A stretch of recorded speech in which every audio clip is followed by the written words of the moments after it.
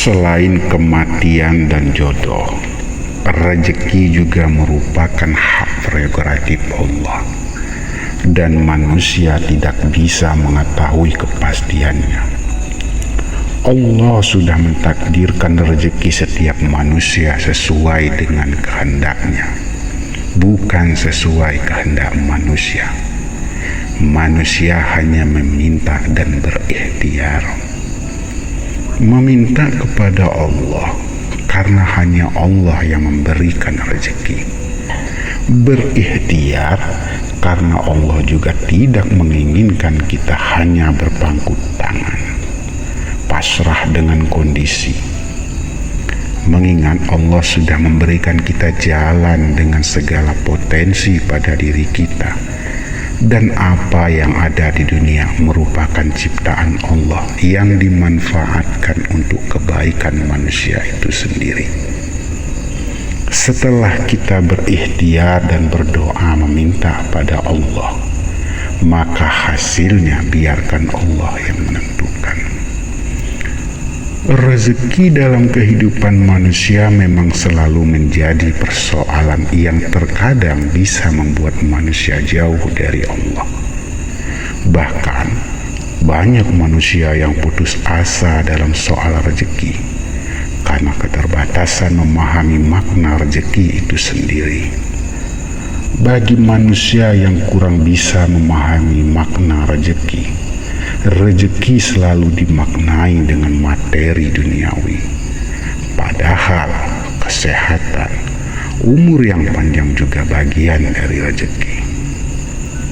Syekh Abdul Qadir Jailani dalam kitab Al-Fathur Rabbani wal Faidur Rahmani sudah mengatakan, karakter manusia yang ragu dan ambisi dalam soal rezeki duniawi atau harta bisa membuat manusia terjerumus dalam keburukan. Tidak hanya itu, bagi manusia yang ragu dan ambisi akan melahirkan sifat tamak bagi manusia itu sendiri, dan saat apa yang diinginkan tidak sesuai, akhirnya membuat gelisah sendiri dalam kehidupannya.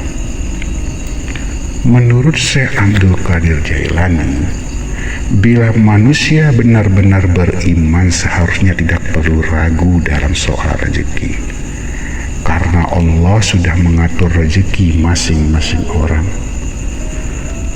Bahkan Syekh Abdul Qadir Jailani memberi contoh nyata pemberian rezeki Allah untuk manusia.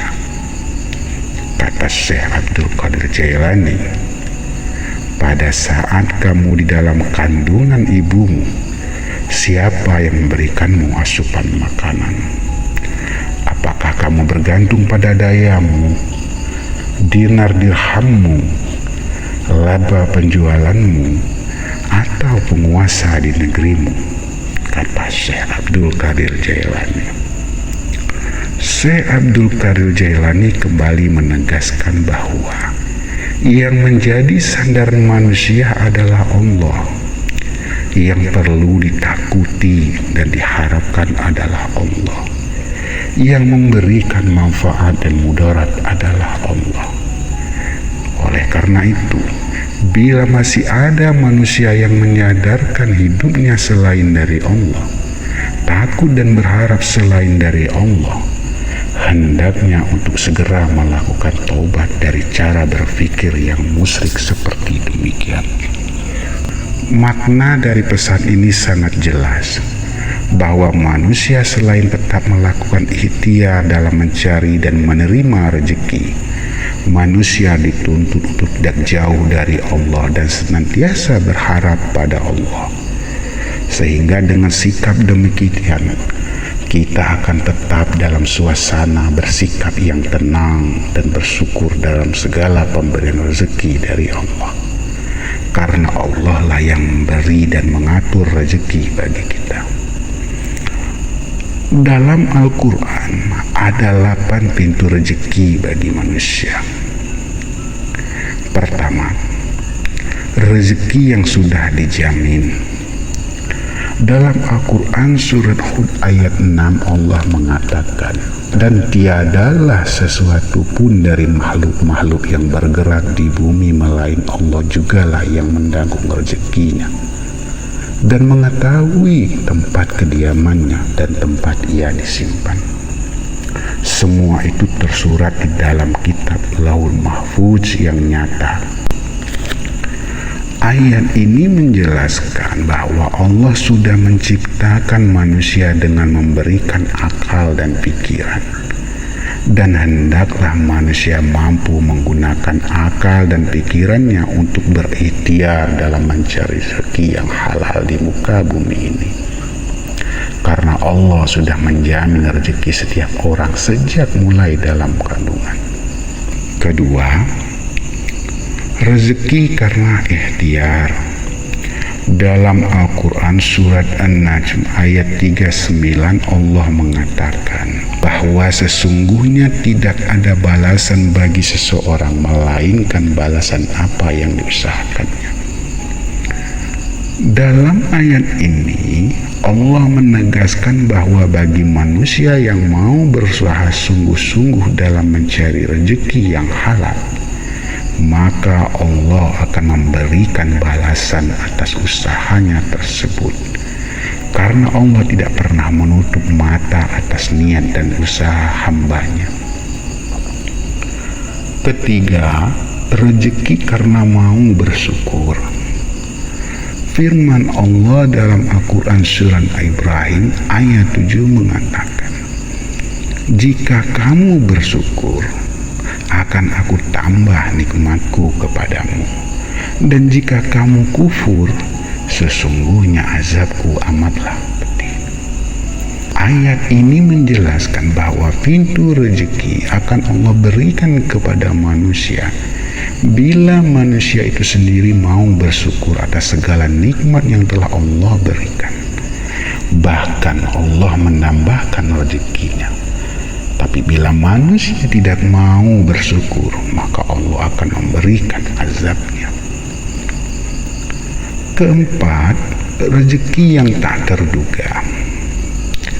Dalam Al-Quran surat At-Talaq ayat 2-3 Allah mengatakan, barang siapa yang bertakwa kepada Allah, niscaya Dia akan menjadikan baginya jalan keluar dan memberikan rezeki dari arah yang tidak disangka-sangka. Manusia selalu mengartikan rezeki dengan materi, padahal rezeki itu bisa dalam artian lain. Misalnya tiba-tiba ada orang membantu kita, atau dalam urusan yang kita anggap sulit ternyata dipermudah. Itu adalah bagian dari bentuk rezeki yang tidak terduga yang Allah berikan kepada kita sebagaimana maksud ayat di atas. Bahkan dalam bentuk materi pun sering kita mendapatkan rezeki yang dari arah atau cara yang kita sendiri tidak mengetahui sebelumnya. Kelima, rezeki karena istighfar. Quran surat Nuh ayat 10-11 mengatakan, beristighfarlah kepada Tuhanmu, sesungguhnya Dia adalah Maha Pengampun. Pasti Dia akan mengirimkan hujan kepadamu dengan lebat dan memperbanyak harta. Istighfar selain zikir yang mampu melebur dosa-dosa dan menenangkan hati, juga mampu menarik dan mendatangkan rezeki bagi manusia dengan niat dan keyakinan di hati. Keenam, rezeki menikah. Quran surat An-Nur ayat 32 Allah mengatakan, dan kawinlah lelaki dan perempuan dari kalangan kamu, dan orang-orang yang soleh dari hamba-hamba kamu, lelaki dan perempuan. Jika mereka miskin, Allah akan memberikan kekayaan kepada mereka dari limpahan karunia-Nya, karena Allah Maha Luas dan lagi Maha Mengetahui. selain untuk menghindari manusia dari perbuatan zina, dosa besar, dan untuk mendatangkan kebahagiaan, ketenangan dalam hidup, Allah juga memberikan dan membuka pintu rezeki bagi manusia yang menikah. Bahkan Allah menjanjikan kemudahan rezeki bagi yang menikah. Ketujuh, rezeki anak. Al-Quran Surat Al-Isra ayat 31, Allah menegaskan bahwa janganlah kamu membunuh anak-anakmu karena takut miskin. Kamilah yang akan menanggung rezeki mereka dan juga rezeki bagimu. Keturunan atau anak mampu membuka pintu rezeki bagi orang tuanya yang berikhtiar dalam mencari rezeki. Bahkan Allah sudah menjanjikan bahwa setiap anak yang lahir ke dunia sudah punya rezeki. Maka dari itu, tidaklah tepat bila banyak manusia menunda bahkan merasa takut punya anak karena pesimis untuk menghidupinya. Kedelapan, rezeki karena ikhlas bersedekah. Al-Quran Surat Al-Baqarah ayat 245, Allah menjelaskan bahwa siapakah orang yang mau memberikan pinjaman kepada Allah sebagai pinjaman yang baik dan ikhlas, supaya Allah melipat gandakan balasannya dengan berganda-ganda banyaknya. Dan ingatlah, Allah jualah yang menyempit dan meluaskan pemberian rezeki, dan kepadanya lah kamu semua dikembalikan. Sifat mau berbagi kebaikan atau sedekah dengan niat ikhlas tidak akan pernah membuat manusia merasa rugi atau jatuh miskin hanya karena bersedekah. Justru sifat yang demikian sangat disukai Allah, dan Allah akan memberikan balasan berlipat ganda. Begitu banyak Allah menjanjikan pintu rezeki bagi manusia yang bersungguh-sungguh dalam ikhtiar serta keyakinan pada Allah dalam mencari dan berharap rezeki, sehingga tidak patut manusia untuk risau, gelisah, ragu dan pesimis akan rezekinya, karena sifat ragu justru akan membuat rezeki menjauh dari manusia itu sendiri. Allah Maha mengetahui apa yang kita inginkan, apa yang kita butuhkan, dan Maha pemberi rezeki. Bayangkan saja, makhluk ciptaan lainnya seperti kumbang, cacing, bahkan cicak sekalipun diberi rezeki, apalagi kita manusia. Jangan pernah ragu akan sifat dan janji Allah pada kita. Seperti kata Allah, dan perintahkanlah keluargamu melaksanakan sholat dan sabar dalam mengerjakannya. Kami tidak meminta rezeki kepadamu, kamilah yang memberi rezeki kepadamu. Dan akibat yang baik di akhirat adalah bagi orang-orang yang bertakwa.